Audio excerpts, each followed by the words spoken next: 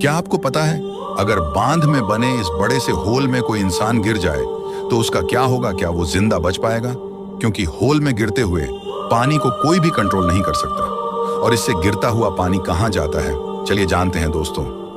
बांध में बने ये होल 70 फीट तक चौड़े होते हैं और इनमें हर सेकंड 15 लाख लीटर पानी समा जाता है। जब एक बांध में जरूरत से ज्यादा पानी भर जाता है तो उसकी दीवारों से नीचे गिरने लगता है और ज्यादा दबाव पड़ने से बांध की दीवारें भी टूट सकती हैं। इसलिए बांध में इस बड़े से छेद को बनाया जाता है और जब तक पानी का लेवल इस छेद से नीचे नहीं चला जाता तब तक ये पानी नहीं रुकेगा और जब कोई इसमें गिरेगा तो बांध की दूसरी ओर निकल जाएगा।